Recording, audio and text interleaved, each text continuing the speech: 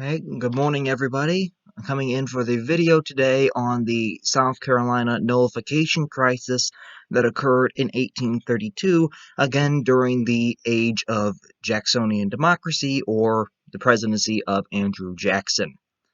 Now, this crisis is not exactly as long as I would have thought myself, so this shouldn't be too long of a video, but it is a very important precursor to the Civil War, which will start about 29 years later. So do pay attention to what exactly happens here and kind of picture in your mind how it leads up and is similar to what eventually happens with the secession crisis just prior to the Civil War in 1860 and 1861. So to start this out, we need to explain what nullification is in general, I suppose. And what nullification is, again, we go off the handy-dandy history notebook of wisdom. And nullification is a political theory. And in this theory, it was officially first introduced into the United States by Thomas Jefferson and James Madison during the 1790s, during the presidency of John Adams, who had tried to pass alien and sedition laws into the country during his presidency, which were kind of controversial at the time anyway. Now, Jefferson and Madison passed what was called the Virginia and Kentucky Resolutions of 1798 and 1799, and in these little resolutions, they did favor the factor that we needed to adopt nullification as a possible way of opposing the government in a way. And of course, at the time, this was more than justified because the Alien Sedition Acts were in themselves horrible. We will do a video on them maybe here by the end of the month because I don't really have much topics picked out, so we may actually do one on those to explain what those are. And anyway, what the theory compelled that the Union, or the United States, was a compact of sovereign states. Each state has its own sovereignty, its own little bit of independence, and that they claimed that the federal government was an agent of these states with certain limited powers, because that goes back again to the debate between the Federalists and the Democratic Republicans, or the Federalists and Anti-Federalists, that little debate over whether or not the government should have a strong sense of power or should the government have a limited power. And this was the debate immediately after the ratification of the Constitution. Jefferson and Madison both argued that nullification was definitely a right that states had, and according to the process of nullification, states could retain authority to decide when the government exceeded its powers, and that they could therefore theoretically, by nullification or nullify, declare that any acts that served as a threat to the state's sovereignty or its own interests that the federal government took, these states could nullify or issue an ordinance of nullification in which rendered these acts as null and void, or the state doesn't have to adhere to them within its own boundaries. Basically canceling out a law that is passed by the federal government. A state has the authority, it can declare, well, I'm not going to listen to that, so in my borders, that has no effect. Over the many years since the 1790s, many political leaders kind of supported nullification as a possible theory. It was never put into law. And among the most prominent supporters came from the South and the southern states. You're starting to see a little thing here. That is the basis here in nullification, and now we're going to get to what happened with the crisis itself, and we'll go further into this. During the and just in case anyone does not know, this happened in South Carolina. In case you do not know what South Carolina looks like, this is South Carolina. I know there's some idiots out there that do not know what the states look like. Some of them don't even know where they're at. So this is South Carolina, the Palmetto State, also known as the first one to secede in 1860. During the 1820s, as the 19th century comes along, the United States finally comes to a long period of relative peace following the War of 1812's end in 1814. The United States kind of tries to protect its own growing businesses and manufacturers, which are relatively new, they're young, and they're having to compete with overseas manufacturers, such as the ones in England and France. Well, in an effort to try to protect and nurture these growing American companies, the U.S. Congress, during the 1820s especially, tried to pass many protective tariffs, or a tax on imported goods into the country to try to allow these new American native domestic companies and businesses to allow them to sell their products and try to compete with those of the more advanced foreign ones in England and France that were coming over and being sold, to try to give them a chance and to live and at least compete in the market. Now, there was also a widening divide in the 1820s between the North and the South of the country. The North was becoming much more heavily industrialized as the Industrial Revolution was taking way. Factories were popping up in the North about every chance that they got. While in the South, just the opposite was happening, and the South kind of really didn't industrialize at all and mainly maintained a farming economy, in which, of course, the prime crop was cotton, and in turn, this fueled the slave trade and in turn fueled slavery to continue in the South, which was another opposite thing, as slavery was thriving in the South due to the amount of work it would take to harvest cotton, as growing cotton is not an easy thing. And in the North, where there wasn't so much farming anymore, there was absolutely no need to even have slavery, so it was being abolished in many northern states. Starting in 1816, Congress started to initiate the first of these protective tariffs, and they continued throughout the 1820s. And in 1828, Congress passes a new high protective tariff, the highest they've ever done yet.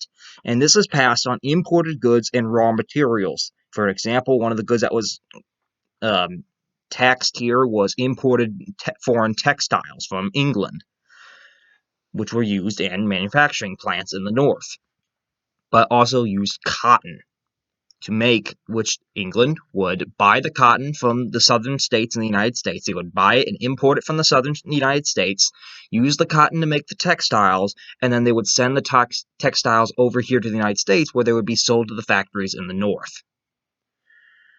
Now, the tariff did increase the costs of these items, such as those textiles, because, again, we're trying to nurture American manufacturers and American businesses, so we want to make sure that they have a chance to compete. So, try to encourage the common people here in the United States to buy domestic goods, we're going to put a higher price on the ones that are coming and being imported foreignly to try to get you to say, hey, the ones being made here are cheaper, so maybe I ought to buy them.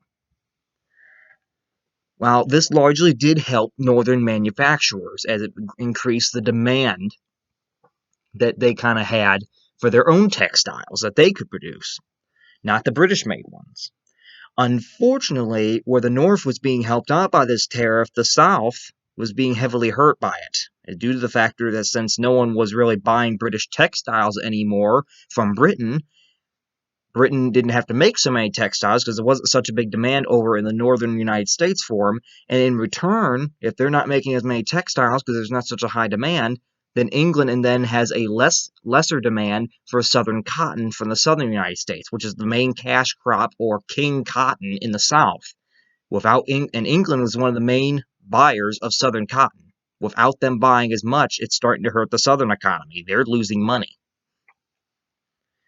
Many of the southern states and their citizens and farmers and planters then subsequently start growing angry because of this. They're losing money while the North is just raking in the billions. And they start arguing that this tariff is not good for them, and they get so angry with it to the point that they actually start calling it the Tariff of Abominations. They get that hated with it. Many Southerners began to express support in the vice president and Southern senators, and the vice president was John C. Calhoun, who was Andrew Jackson's vice president. Again, this is Andrew Jackson. I've showed his face I don't know how many times this week, and we're going to show it one more time more by the end of it. This is Andrew Jackson. No, I would say 2 times more. John C. Calhoun was Jackson's vice president. He himself was a Southerner. He was from South Carolina. And he was also a very big proponent of nullification and states' rights. This is Calhoun. This is actually a very much later photo of him just before he died, but this is the image that most people think of. He had a wild hairdo later in life. But this is John C. Calhoun, former vice president and senator. Now, the Southerners, of course, they're angry over this tariff, and this goes on for a couple years. And Calhoun pleads with Congress, because as vice president, he's also president of the Senate. He pleads with Congress to try to adopt a new tariff that would be lesser in terms of the high rates and make it easier for the South to try to compete with the North. So in let me see here. And let me see here. I'm trying to find here. In 1832, Senator Henry Clay of Kentucky, or the Great Compromiser, he kind of pushes a new tariff bill, and he pushes through this new tariff bill in Congress that lessens the tariff rate on the goods, but it's still pretty high. It's not a massive amount like the Southerners had hoped it was going to be.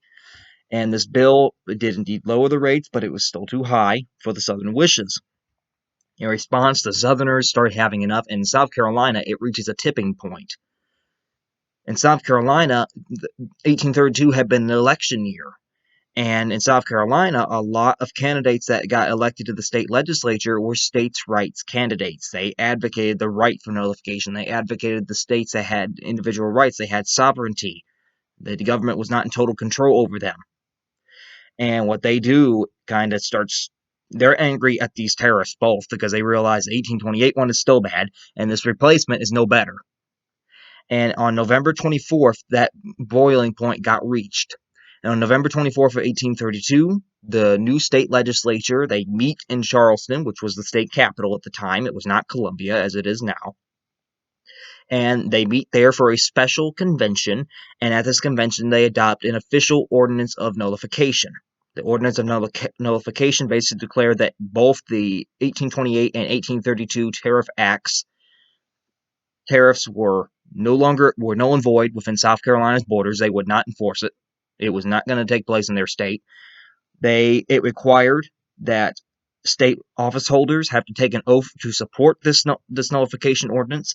It forbade any appeal to rid the ordinance in a federal court, and even threatened the ill-fated word that I really don't like to hear, secession, if the federal government tried to enforce and tried to collect that tariff rates by force. And in fact, we actually have the written thing here of the Ordinance of Secession as it came through. Not Ordinance of Secession, that's 29 years later, 29 years later. This is the Ordinance of Nullification of 1832. I'll read it off how they put it.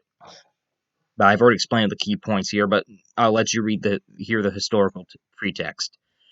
And we, the people of South Carolina, to the end that it may be fully understood by the government of the United States and the people of the coast states that we are determined to maintain this, our ordinance and declaration at every hazard, do further declare that we will not submit to the application of force on the part of the federal government to reduce this state to obedience, but that we will consider the passage by Congress of any act to coerce the state, shut up her ports, destroy or harass her commerce, or to enforce the acts hereby declared null and void, otherwise than through the civil tribunals of the country, as inconsistent with the longer continuance of South Carolina in the Union, and that the people of this state will thenceforth hold themselves absolved from all further obligation to maintain or preserve the political connection with the people of the other states, and will forthwith proceed to organize a separate government and do all other acts and things which sovereign and independent states may of right do.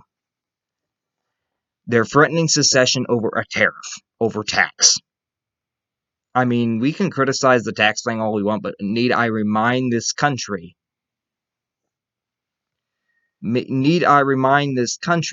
here that we have had tariffs. We rose up in rebellion against the British back in the 1760s and 1770s due to taxes. It's in our blood. We don't like taxes. We just don't. We've not liked taxes since day one. So honestly, they're kind of justified in that means. And this one was not over slavery. This was over, well, yes, it kind of was over slavery in a way, but not as much as the secession crisis was that would come about 29 years later. Not as much as that was. Now, South Carolina did also try to encourage other southern states to try to join them, but unfortunately, all they managed to get was maybe some verbal praise from states like Mississippi, but most of them actually frowned upon it and they didn't join in. In this instance, the main difference between the secession crisis of 1860 and 1861 and the nullification crisis of 1832 is the factor that during the secession crisis, South Carolina gained the support of multiple others of the southern states, while in the nullification crisis, it stood alone. It was by itself. and that's a major difference.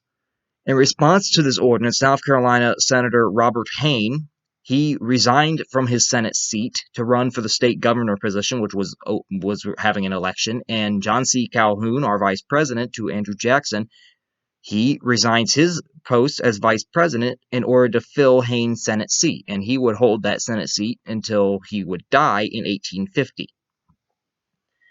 President Andrew Jackson, the little not foreign, but the little frontiersman, he kind of gets really angry at all this, and he does something that later presidents during the secession crisis didn't do. Andrew Jackson immediately responds within weeks. Remember, this was passed on November 24th. Jackson responds on December 10th by issuing what he called a proclamation to the people of South Carolina, and Jackson made it very clear that he basically considered this treason. He was not going to stand by and let the Union fall apart under his watch. He was not going to let it happen. Jackson basically asserted the government's authority and its supremacy over South Carolina. And he basically, in the warning, in his words, he put that disunion by armed force is treason. Jackson was so angry that he even claimed that he would hang John C. Calhoun and the South Carolina governor if they tried to secede. He would hang them.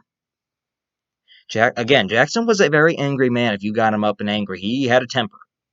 He was angry. Unlike James Buchanan, who was president just prior to Abraham Lincoln and kind of did nothing when the southern states started to secede away from the Union, Jackson was willing to use force. And he showed this. Jackson, he dispatched ships to Charleston Harbor. He strengthened the fortifications that the federal government had within South Carolina, and then he even asked Congress for permission to use federal force in order to send troops to the state if it became necessary. Congress, although they had butted heads with Jackson multiple times, in this case, they sided with Jackson completely. And on March 1st of 1833, Congress passes what is known as the Force Bill. No, this is not Star Wars. This means military force. And basically, this force bill authorizes Jackson to use the military to intervene and collect the tariff duties if necessary. He can use the military if he has to. And it also, but as a try to diffuse the situation at the request of Senator Henry Clay again, it also includes a compromise tariff that has even lower rates than the 1832 and 1828 tariffs in an effort to try to say that, okay, we will use force to enforce this law if we have to, but if we can diffuse this situation, we're offering you this further reduced tariff to try to entice you to put down your guns, let's calm down, let's all kind of sit down at the table and talk. So we came very close here to war. It was very close to civil war. Jackson had troops ready. He had naval forces ready to bombard and move in and just take South Carolina by force if he had to, if it made one wrong move. South Carolina did realize this, and they realized that we're not getting any other support from the other southern states. If we go to civil war, we're standing on our own, and we can't do it. And they feared Jackson a little bit, too. They feared what Jackson would do, because Jackson already said he would hang them. So South Carolina's convention responds on the 15th of March of 1833, and they basically agree to the compromise tariff. They say, yeah, we'll take it. And they then further rescind or retract that nullification ordinance that they had passed. Now, 3 days after this, though, as a kind of sign that they were entirely resolved with this issue, the state legislature did kind of nullify the force bill. Just as a symbolic act, I suppose they tried to do, but Jackson ignored it completely. So that kind of diffuses the crisis there. So that's basically what happened with the crisis, is the fact that South Carolina believed it could nullify a federal tariff because it no longer served its interests. They did nullify the tariff, but what got it to the point of civil war was the factor that they thought that they threatened that if you're going to try to enforce it on us, we will break away. And that's what I think got Jackson angry, is the fact they were threatening to break apart from the Union. And there was heavy debate over whether or not that could happen. And may I remind anybody here, there is nothing in the Constitution that gives permission for a state to break away from the Union. There's nothing that gives any kind of permission for it to secede. There's none. I've looked the thing through. There's no mention in that Constitution whatsoever that states that a state has a right to break away from this Union. None. Jackson was kind of viewed as a hero, of course, to the nationalists in the country. He had preserved the Union. We were still a Union as one whole. And South Carolina kind of dimmed down a little bit because they realized as long as Jackson's here, we're not getting away with this. However, it wasn't just South Carolina that realized something out of this. It was all the southern states, even though that it was only South Carolina that had really taken any action. And that what they kind of realized is they were rapidly becoming a minority in Congress. The northern states and northern politicians were rapidly starting to outgain on them. And thus, that's how the first two tariffs had come into place in the first place. That even though they were bad for the South, they had continued because they were very good for the North. And the southern states, all of them in general, begin to realize they have a very distinct possible vulnerability should the majority of northerners in Congress increase.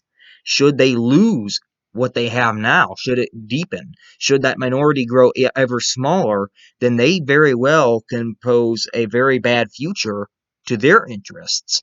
Because if that northern majority grows and their minority grows smaller, the North can basically enact its will whenever it wants, contrary to what Southern interests are. And this really kind of starts thinking in the Southern states' mind, are we really safe staying in this union? Because within 20 years, within not probably 15, the debate once again goes to slavery, and this time the southern states are sticking their ground, and they're saying, we are not getting rid of slavery. It's the backbone of our economy, which I'm sorry to say, it needs to go. It is not a very good institution. It's a sin on America's history. And the southern states say that we are not getting rid of this. We're not backing down from slavery. And unfortunately for them, they do stick to that, to the point that they're willing to break away to preserve it when it starts becoming clear that abolitionist movements in the North have drastically increased. There is increased northern pressure to get rid of slavery, and the southern states ultimately try to paint the picture as they backed out due to the factor that the northern states kind of were just taking every bit of right, which in a way they were. The northern states were rapidly becoming more dominant than the South, and they were kind of dictating more things than the South could even try to counter. But it really sets the wheels in motion for what's going to happen within years, and it's really the first indicator and precursor that there is starting to become a growing divide in the nation between the North and the South, and that eventually, if this problem is not solved, and it wasn't, it was going to lead to a bloody civil war, which it eventually did. And also to kind of add here, that another issue it did not solve, we did not solve the states' rights issue, which also revolves around the slavery question, but it also revolves around whether or not states had a right to secede from the Union. Do they have a right to leave? And then, of course, it revolves with the question of slavery. States should be able to decide that on their own, is what the southern states claimed. Well, not if the Constitution Amendment says you can't. So it really kind of goes the other way around. So it's really a first major precursor as to what we're going to start having here within 29 years of this, where the Civil War is going to come, because it's really the first big major indicator that we have a problem that's starting to brew. And if we don't start moving quick, something real bad's going to happen. And unfortunately, they didn't move quick enough. So that is the South Carolina nullification crisis. A very brief crisis, but a very horrible precursor for what's going to happen down the road. So that is that little crisis. Now, Saturday, I will have the last video up for the era of Jackson, and that is just over whether or not we should respect and revere Jackson for who we know him to be, or should we kind of take another look at it. It's basically the legacy of Andrew Jackson. So that is for Saturday. Now, next week, I really don't have any videos planned. Now, I remember I mentioned earlier in this video, it just kind of came up to my mind all of a sudden there, I mentioned the Alien and Sedition Acts of the 1790s. Well, since that any of you probably know what that is entirely, I will probably do a video on them sometime soon, so possibly I'll have one up next week on them. I mean, I don't have nothing planned, so I can probably include that topic in there to fill one. So we can do one on that. So that's basically all it for this video. Again, any topics that you may have, let me know. Other than that, just be sure to either like, subscribe to the channel, anything of that nature. Let me know in the comments below what you think, anything of that nature. So that's all for this video. Hopefully everyone continues to stay well, and I hope to see you all back here on Saturday to hopefully see the final bit of the Jacksonian era. Have a good night, and God bless you.